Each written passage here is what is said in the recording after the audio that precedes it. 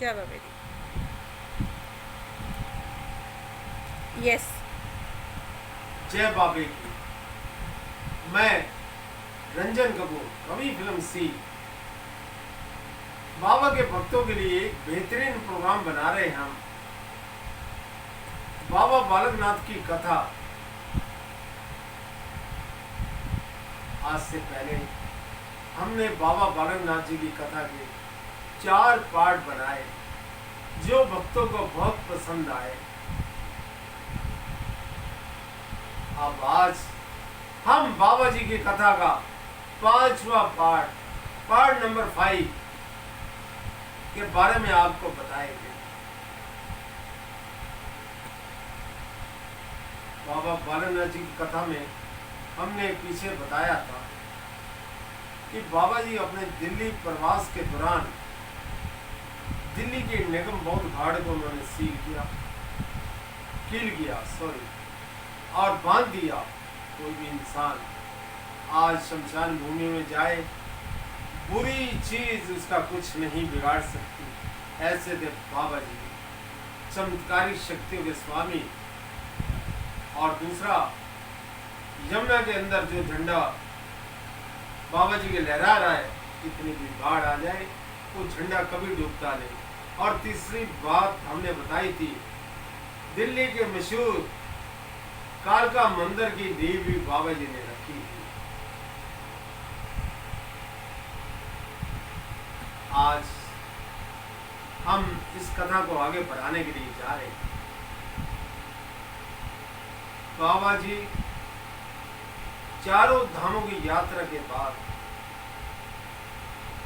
हिमालय पर्वत को लक्ष्य बनाकर चलते जा रहे हैं। रास्ते में हजारों आदमियों का कल्याण करते हुए जिस कार्य के लिए बाबा जी ने इस धरती पे अवतार लिया, लोगों का जन कल्याण करना और शिव का धूना लगाना, यही उनका नित्य का कार्य था। और बाबा जी के कार्यों से बाबा जी की प्रसिद्धि चारों तरफ फैल रही थी। सारी दुनिया उनसे प्रेम करने लगी। एक नन्हा सा जोगी बालक 12 वर्ष का और इतने नेक कार्य कर रहा था और छोटी सी उम्र में वो जोगी बन गया। कितना बड़ा बाबा जी ने क्या किया, दुनिया वालों के लिए एक मिसाल थी।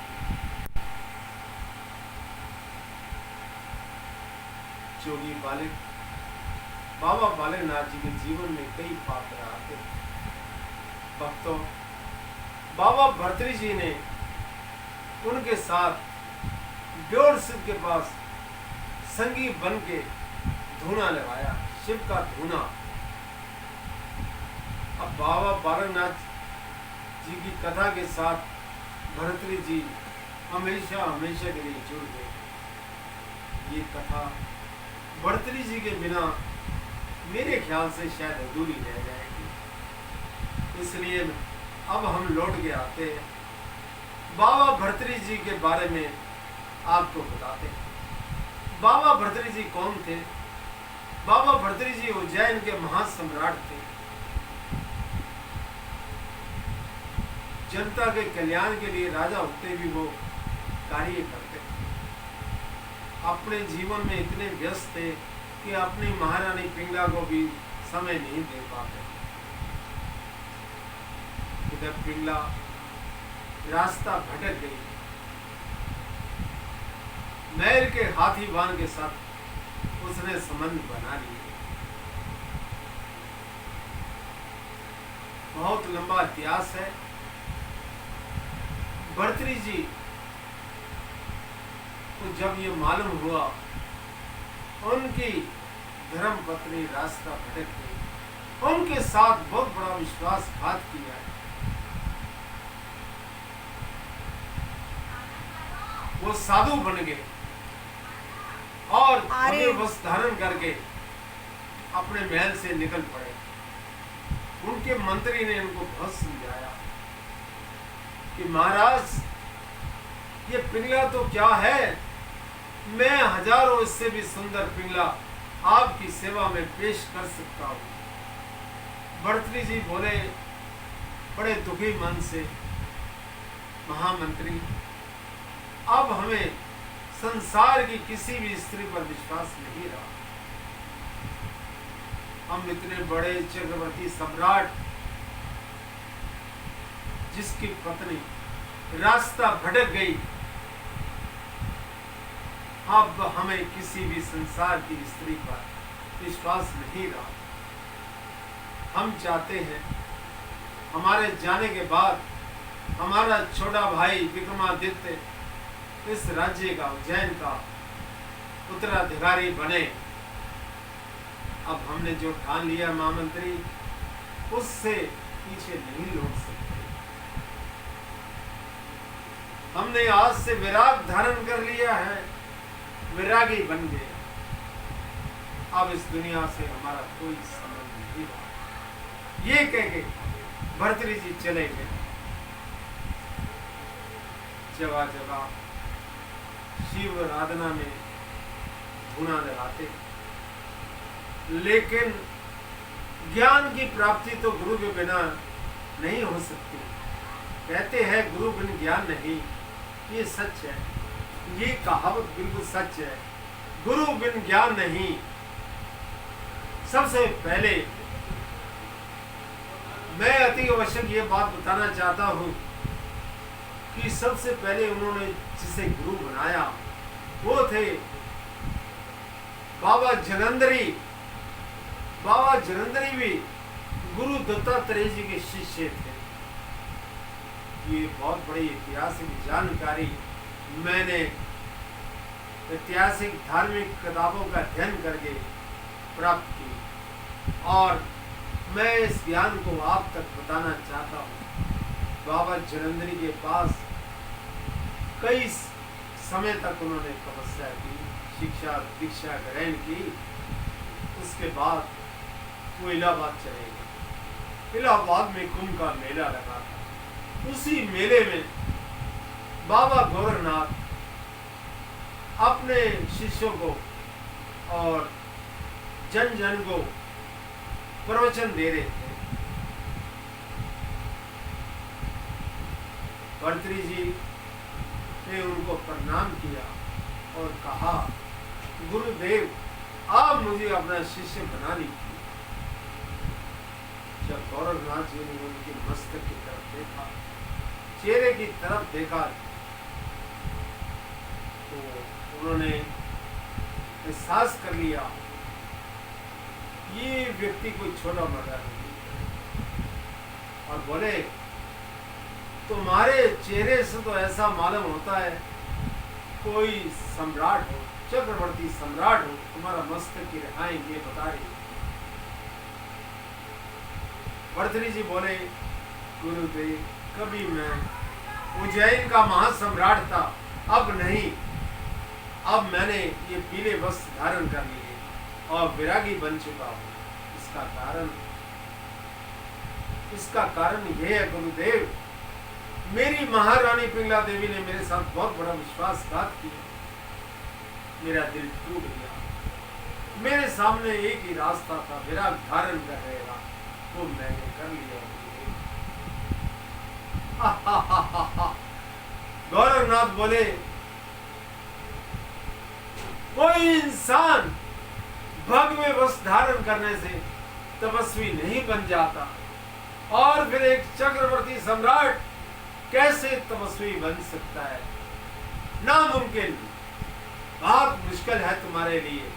जाओ राजा, जाओ और अपने महल में लौट जाओ।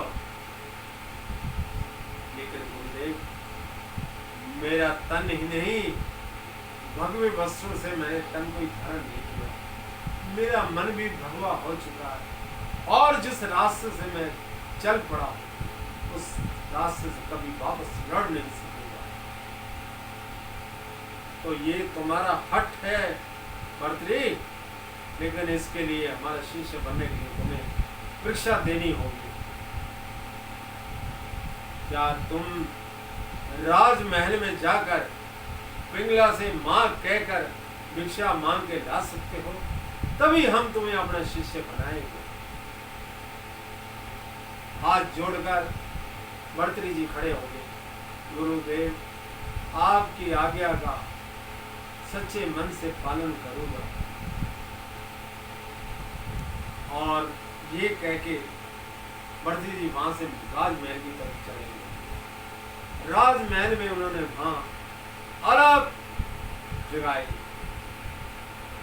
महारानी पिंगला आई, कहने लगी, एक राजा के तन पे ये भव्य वस्त्र अच्छे नहीं लगते, राजा उतार दो उनके कपड़ों को और राजसी कपड़े पहनो, वही तुम्हें शोभा देते हैं। भर्तृ जी बोले, माँ, भिक्षा देनी है तो दो, वरना हम जा रहे हैं। तब पिंगला अंदर से भिक्षा लाई और उनकी झोली में डाली। इसके बाद उसने प्राण त्याग दिए। ये कथा कितनी दर्द भरी है, कितनी रोमांचक है, दिल को छू लेने वाली है। तब वो लौटकर अपने गुरु गोरखनाथ जी के पास पहुंचते हैं। गुरुदेव, ये रही भिक्षा, मैं माँ पिंगला से भिक्षा लेकर आ गया। अब तो आप मुझे अपना शिष्य बनाइए। अवश्य भर्तृ, हम तुम्हें अपना शिष्य बनाएंगे। तुमने अपनी परीक्षा को सफल कर दिया। ये अनहोनी कथा, ना जाने कैसी कथा है तुम्हारे जीवन की। विधाता को यही मंजूर था और हमें भी तुम्हें अपना शिष्य बनाना मंजूर है। भर्तृ जी बाबा गोरखनाथ के पांव में गिर पड़े और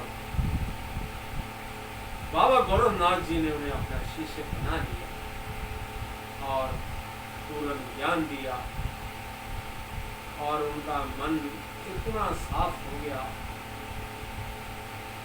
कि भर्तृ जी, बाबा भर्तृ जी का नाम इतिहास के अंदर अमर हो चुका है। ये सब उनकी तपस्या का फल था। भर्तृ जी आगे चलकर भर्तृ जी का बाबा जी के साथ मिलन कैसे होता है, कुछ अध्याय के बाद में हम ये बताएंगे और पूरी कथा का वर्णन आपको सुनाएंगे। और हमारे दिल की ख्वाहिश है कोई भी इस कथा का अंग हमसे छूट ना जाए। बाबा बालेनाथ जी मुझे बुद्धि दे और मैं आपको बाबा जी की आज्ञा के अनुसार आपको इस कथा के बारे में पूर्ण रूप से ये कथा सुनाओ। मैं बाबा जी से यही आशीर्वाद मांगता हूँ, वो मेरी मनोकामना को अवश्य पूर्ण करेंगे। बाबा जी के अंदर मेरी पूर्ण आस्था है। बाबा जी के भक्तों से मैं ये कहना चाहता हूँ, ये कथा आपको कैसी लगी? इस बाबा जी की कथा को, इस बाबा जी की महिमा को शेयर कीजिए, लाइक कीजिए और सब्सक्राइब कीजिए। और मैं तो सोचता हूँ जो मैं कार्य कर रहा हूँ कुछ भी नहीं कर रहा हूँ। आप बाबा के भक्त, बाबा की महिमा के गुणगान मेरे से ज़्यादा अच्छी तरह कर सकते हो। जय बाबू, जय बाबू। जय बाबू।